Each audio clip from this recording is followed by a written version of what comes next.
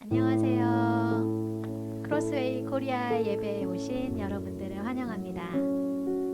한 3달 만에 뵙죠. 저희 찬양팀도 그동안 이렇게 온라인으로 예배를 드렸다가 이렇게 다시 모여서 찬양 연습을 하고 이렇게 녹화를 하는데 찬양을 준비하면서 되게 많이 떨리더라고요. 옛날에 이제 제가 처음 찬양 인도를 했던 그게 막 생각이 나면서 그때처럼 뭘 준비해야 되지? 어떻게 해야 되지? 막 이렇게 떨리면서 찬양을 준비를 했어요. 그리고 3달 만에 저희들이 이렇게 찬양 연습을 하고 녹화를 하는데 너무 찬양을 안 불렀더니 목이 저희 둘이 목이 완전히 쉬어서 지금 목소리가 좀 이상한데 그럼에도 불구하고 우리의 예배 가운데 함께 하실 그 하나님을 찬양하기를 원합니다. 우리의 예배 가운데 임하실 예수님 기대하면서 예수 우리 왕이여 이곳에 오시옵소서. 예수 우리 왕이여 우리를 자정하여 주시고 다스려 주시고 이 예배의 주인 되어 주시고 영광 받아 주시옵소서.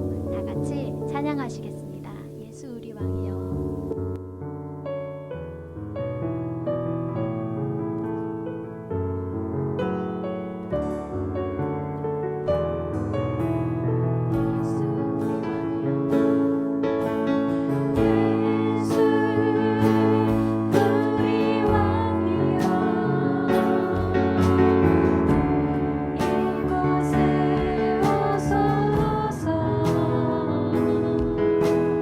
보좌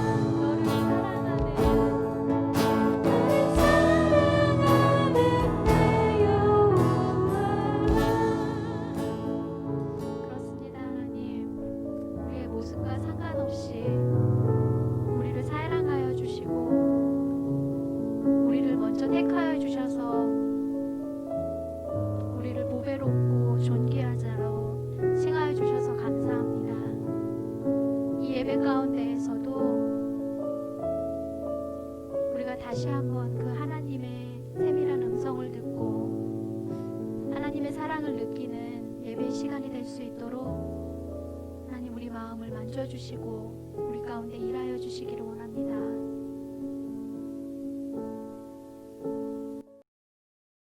안녕하십니까. 오늘도 저희가 함께 온라인으로 예배드립니다.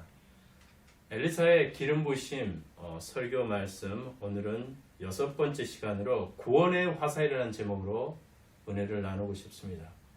열왕기하 8장 7절에 엘리사가 다메섹에 갔을 때 아람 왕 베나닷이 병들었더니 왕에게 들리기를 이르되 하나님의 사람이 여기 이르렀나이다 하니, 엘리사는 이스라엘의 선지자죠. 근데 오늘 열왕기하 8장의 말씀에 보면 그가 아람의 수도인 다메섹에 갔다라고 말씀이 나와 있습니다.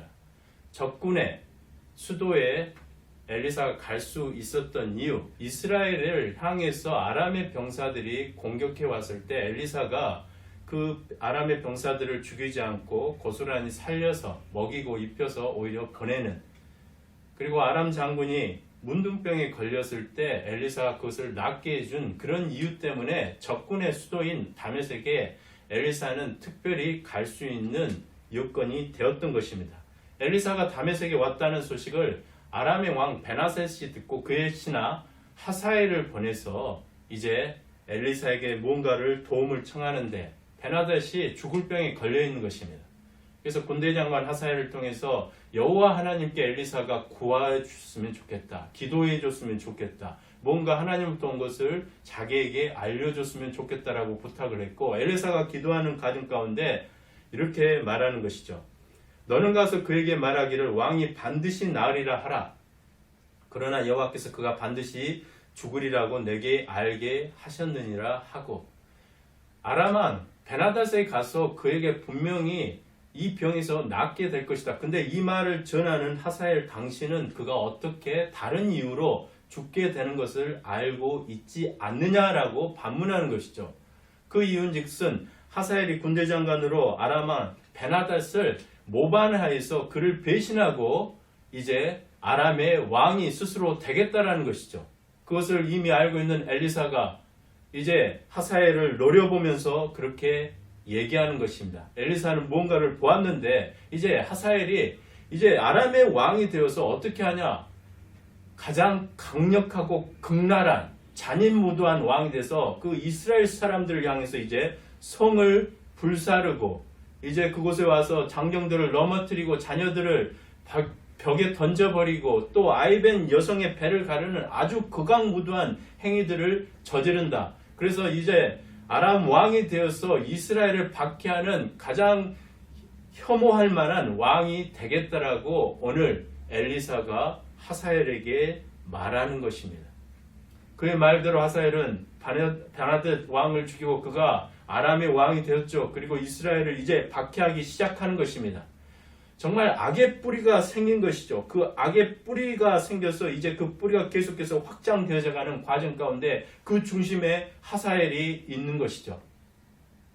2차 세계대전 때 독일의 히틀러가 청소년들을 일으켰어요. 독일의 청소년들을 일으켜서 세계를 장악하고 제패하겠다. 그래서 세계대전을 일으켰습니다. 그래서 수많은 청소년들을 일으켜서, 우리도 지금 보면 한국의 중위 10대들 무섭잖아요. 그들은 뭔가 자극을 받으면 앞뒤 생각하지 않고 움직이는 것이죠. 그래서 수많은 독일의 청소년들을 일으켜서 많은 살생을 전 세계 가운데 행하는, 그래서 사람들 중에 이제 이러다가 온 인류가 멸망하겠다, 이래서는 안 되겠다 해서 암살단이 조직됐습니다. 그 암살단에 들어간 한 목사님이 계신데 그 목사님의 성함이 디트리트 보네퍼 목사님이에요.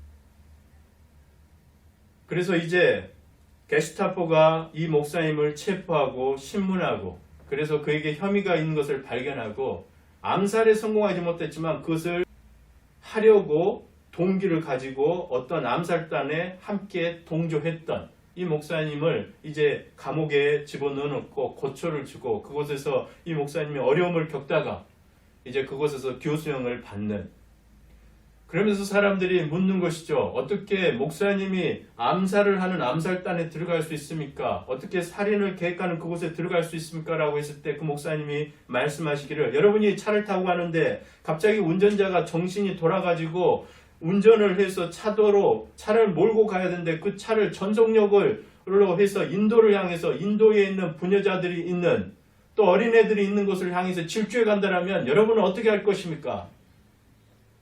무슨 수단과 방법을 가리지 않고도 막는 게 맞지 않습니까? 제가 할 수 있는 최선은 이거라고 생각했습니다. 라고 하는 비슷한 상황 가운데서 오늘 엘리사가 하사엘이 그런 가장 극악무도한 아람의 대제국의 왕이 되어서 이제 이스라엘과 주변국들을 그렇게 박해하고 어려운 가운데 두겠다라고 했을 때 오늘 아람의 수도인 다메섹에 간 엘리사는 아무것도 할 수가 없었습니다. 그저 슬피 울 뿐이었습니다. 그리고 하나님께 자비를 구하고 은혜를 구할 뿐이었습니다.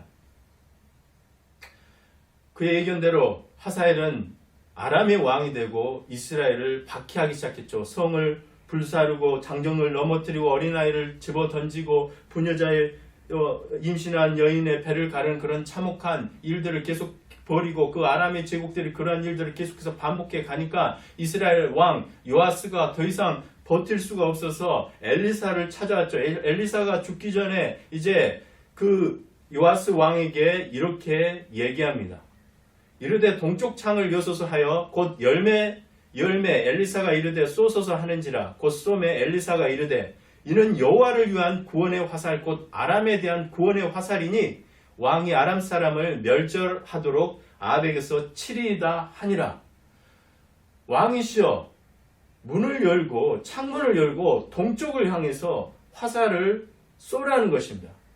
그것은 동쪽에 있는 요단 동편에 있는 아람의 헤드쿼터, 아람의 본부, 아람의 왕이 있는 제국의 가장 핵심이 되는 그곳을 향해서 화살 한 방을 쏘라는 거예요. 그것은 어떤 상징을 의미하는 것이죠. 적진의 장수를 향해서 화살을 날리라는 것입니다. 그리고 밖에 나가서 전통 화살통에 있는 화살을 꺼내 들어서 다닥을 치라는 것이죠. 그런데 오늘 요아스 왕은 3번 그냥 치고 마는 거예요.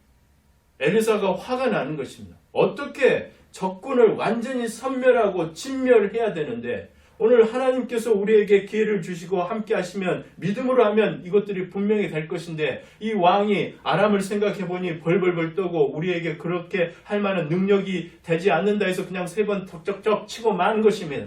그것이 엘리사가 불편한 것이죠. 적을 완전히 믿음으로 섬멸할 수 있는데 그래서 그 악의 뿌리를 끊어내야 되는데 그렇게 하지 않는 것. 그래서 그 뿌리는 계속해서 열매를 맺고 다음 세대 사라진 것 같지만 다시 일어나고 해서 아람이 아시리아 되고 아시리아가 바벨론이 되어서 왕국을 형성하는 사단의 원수의 왕국을 형성하는 그래서 에레미야는 뭐라고 말합니까? 활 쏘는 자를 바벨론에 소집하라. 활을 당기는 자여 그 사면으로 진을 쳐서 피하는 자가 없게 하라. 그가 일한 대로 갚고 그가 행한 대로 그에게 갚으라. 그가 이스라엘의 거룩한 자 여호와를 향하여 교만하였습니다. 사단의 정체, 바로 하나님을 향해서 교만한 이 사단의 왕국 제국이 바벨론에서 꽃이 필 때까지 하사엘의 뿌리가 심겨졌고 그 뿌리에 대해서 오늘 요아스 왕이 적당하게 대처하니 그 뿌리가 계속해서 열매를 맺어가는 그래서 이 바벨론은 사단의 왕국의 대표적인 가장 꽃이 핀 사단의 왕국 그 중심을 얘기합니다. 경관진을 얘기하는 것이죠. 이 화살은 바로 적장을 향해서 적군의 경관진을 향해서 날리는 영적 무기인 것이죠. 칼과 창, 특별히 우리의 말씀과 성령의 검으로 우리가 영적 전쟁에 나가서 전쟁을 합니다. 그렇지만 적들이 둘러진치고 있고 견고하게 보호하고 있는 적군의 총수, 적장이 머무르는 그 견고한 진을 향해서 적장의 머리와 심장을 향해서 정확히 가격할 수 있고 공격할 수 있는 것은 바로 지금 거리가 아니라 먼 거리에서 쏠 수 있는 화살인 것이죠. 그래서 그 화살을 준비해서 활의 실을 당겨서 그 적장을 향해서 쏘라는 것이죠. 시편 127편 4절 5절은 이렇게 말씀하고 계시죠. 젊은 자의 자식은 장사의 수중의 화살 같으니 이것이 그의 화살통에 가득한 자는 복되도다. 그들이 성문에서 그들의 원수와 담판할 때 수치를 당하지 아니하리라. 젊은 자의 자식은 화살통, 전통에 있는 화살 같아서 그것이 넉넉하게 있으면 복이 된다는 것이죠. 왜냐? 원수와 정면 대결하고 전쟁을 할 때 부끄러움을 당하지 않는다는 것. 그래서 원수는 완전히 전멸하고 멸하지 아니하면 끝까지 우리를 들고 언젠가는 다시 공격해 온다는 것입니다. 일곱 귀신이 떠나갔죠. 그렇지만 그것을 완전히 섬멸하지 아니하면 다시 돌아와서 수많은 귀신들을 몰고 와서 우리를 더 어렵게 한다는 이후의 형편이 더 어렵게 되는 것이에요. 그래서 수치를 당하는 거예요. 그래서 원수는 완전히 전멸해야 돼요.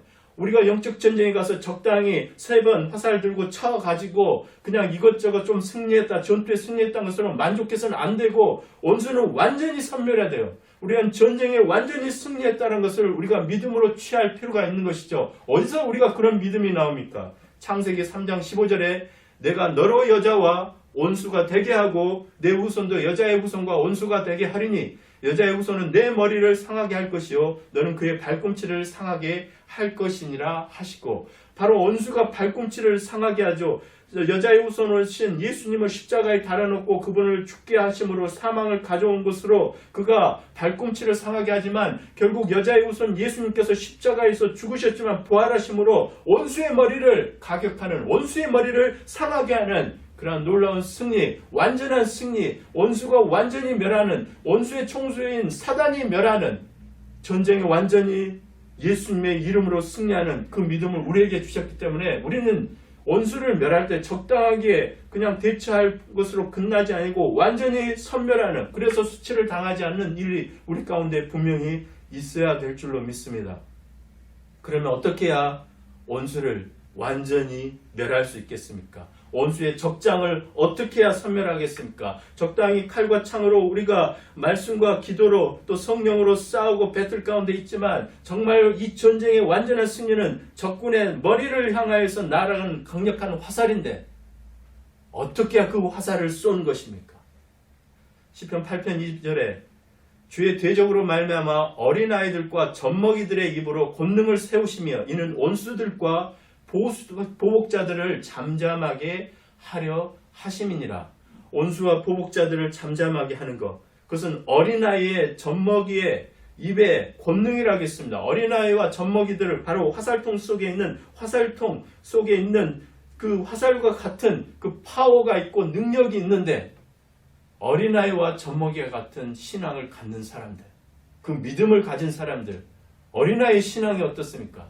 단순하게 믿는 거예요. 복잡하지 않습니다. 하나님이시면 됩니다. 하나님이 하실 수 있습니다. 예수 그리스도의 십자가와 그 부활을 내가 믿고 그 권능을 믿기 때문에 그 단순한 믿음에 사람들의 입술의 고백, 입술의 그 권능, 그게 무엇이죠? 바로 찬송이에요. 찬송이 온수의 머리, 특별히 온수 그 총수의 머리, 경관진에 숨어있는 그 뿌리가 깊이 박혀있는 사단의 머리를, 그 심장을 향해서 날아갈 수 있는 그 화살, 그것은 다른 데 있지 않고 우리의 입술의 찬송일 줄로 믿습니다. 우리가 하나님을 찬송할 때 원수의 머리가 상하는 그러한 놀라운 믿음의 성취가 분명히 일어나고 그 열매를 우리가 보게 될 것인데, 제가 오래전에 시드니에 이민 왔을 때 지금처럼 운전면허증을 이렇게 주지 않았어요. 정말 도로 주행을 다 봤어야 돼요. 근데 어느 날 제가 도로 주행 시험을 보러 가는데 떨어졌습니다. 1번 떨어지고 2번 떨어지고 3번 떨어진, 3번째 떨어지니까 긴장이 되는 거. 이러다가 시험 계속 떨어지는 거 아니야? 근데 연수를 받고 운전면허 시험을 보러 갈 때마다 어떤 변수들이 생기고 제가 판단 미스하고 이래서 계속해서 떨어지는데 4번, 5번, 6번째 떨어지는 거예요. 자존감이 완전히 무너지는 거예요. 사람들 저에게 와서 위로하죠. 그 운전면허 별로 중요한 거 아니다. 근데 중요하지 않고 별거 아닌데 저는 6번씩 떨어지니까 정말로 마음이 불편한 것이에요. 7번째 시험을 보러 가는데 자신이 도저히 없는 것이에요. 그래서 RTA라고 시드니 같으면 도로주행 보는데 빅토리아주는 빅로드라 하죠. 운전면허 시험 보러 가는 그 입구 앞에서 그날 제가 지금도 15년이 넘었는데 기억이 남는 것은 그날 날씨가 흐린 화요일 아침이었어요. 들어가기 전에 제가 아무리 연습하고 연수받고 거의 6번째까지 지금 시험 본거하면 아마 차를 한 대 샀을 거예요. 그렇지만 안 되는 거예요. 그래서 그 RTA 앞에서 제가 하늘을 향해서 손을 들었습니다. 아마 지나간 사람들이 아마 미쳤다 할 수도 있습니다. 근데 저는 절박했어요. 이게 바로 영적인 전쟁이구나.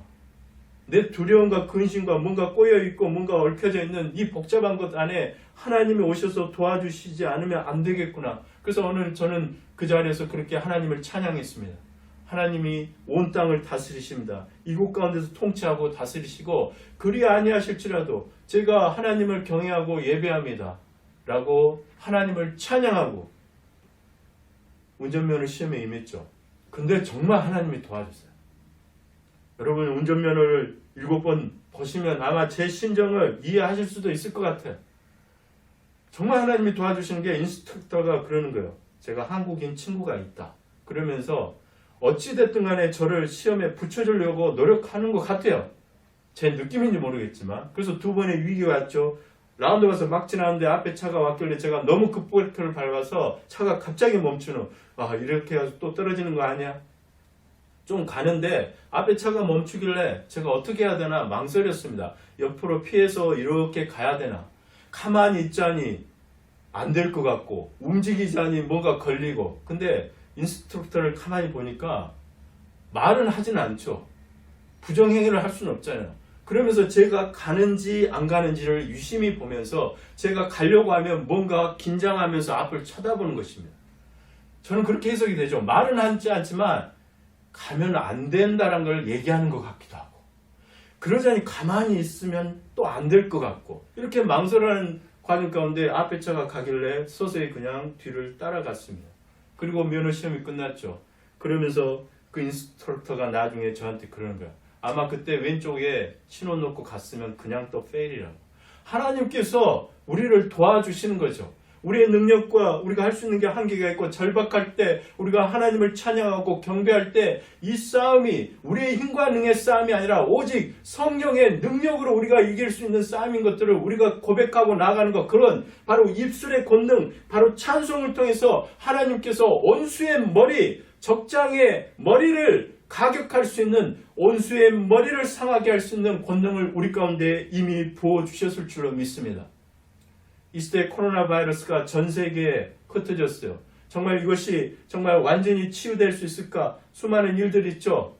그렇지만 최근에 대만과 뉴질랜드에서 확진자가 2주 간격으로 몇 번 없어지는, 그리고 이미 확진자들이 사라지는, 치료가 완전히 임하는 것들이 시사하는 바가 있죠. 또 다른 어떤 문제가 일어날 수 있지만 이것을 멸할 수 있겠다. 완전히 우리가 제어할 수 있겠다. 그러면 이 시대에 우리 코로나 바이러스가 주는 어떤 의미들이 있죠. 하나님께서 절대 바이러스 일으켜서 우리에게 뭔가를 가르치시지 않습니다. 어떤 이유에서든 그것이 생겼고 사단은 또한 그것을 이용하는 것이죠. 그 뒤에 무엇이 있습니까? 바로 탐심이 있는 거예요. 탐심에 뿌리를 두고 어찌됐든 간에 이 바이러스로 인하여 일어나는 여러 가지 일들 중에 온수 마귀들은 계속해서 탐심을 그 뿌리에 두고 뭔가를 일으키고 폭동을 일으키고 사람과 사람을 나누고 두려움을 갖게 하고 근심과 걱정 가운데 우리를 계속 두면서 온수의 지배 아래 우리를 두려고 하는 것, 그 뿌리에는 바로 탐심이 있습니다. 제가 어떤 선지적인 은사를 가지고 말하는 게 아니라 여러분들이 말씀을 읽고 기도하고 예배하는 사람이라면 성경에 그렇게 늘 나와 있어요. 일만 악의 뿌리가 바로 탐심이라는 거예요. 욕심이라는 거예요. 거기서부터 시작되는 거예요. 그 탐심의 뿌리, 그것이 끊어져야 될 줄로 믿습니다.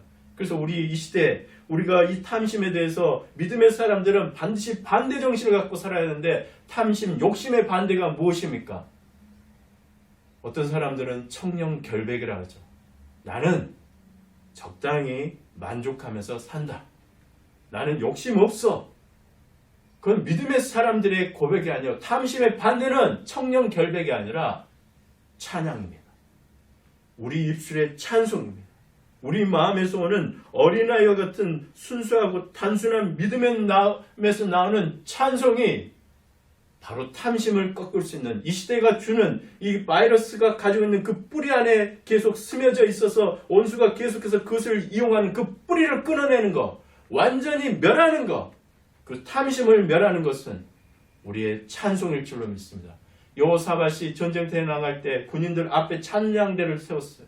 그리고 찬양을 할 때 온수가 무너지고 부서지고 온수가 무너지는 것, 사단의 제국들이 물러나는 것들을 봤듯이 이 시대에 우리가 다시 한번 어린아이의 마음을 가지고 우리의 입술의 찬송을 통해서 하나님을 경배하고 예배할 때 오히려 온수의 머리가 부서지는, 원수의 머리가 상하는, 뱀의 머리가 꺾이는 그런 영적인 전쟁 가운데 우리가 승리할 줄로 믿습니다. 기도하겠습니다. 하나님 아버지, 오늘 성령과 진리로 예배할 때 저희 마음에 어린아이와 같은 단순한 믿음 주시옵소서. 주께서 이 나라를 휩쓸고 가는 그 모든 화재 가운데서도 하나님의 능력으로 이 땅에 구원을 보여주셨듯이 이 시대 전 세계에 흩어져 있는, 그리고 지금도 영향력 안에 우리가 살고 있는 이 바이러스의 그 뿌리 안에 있는 탐심, 그래서 원수의 그 적장의 머리가 상해지는 것, 우리 입술에 찬송을 두시고 저희가 찬양할 때 원수의 머리가 부서지고 이 영적 전쟁에 승리하는 온전한 하나님의 회복과 구원을 부어주시기를 원하고 예수 그리스도의 이름으로 기도하옵나이다. 아멘.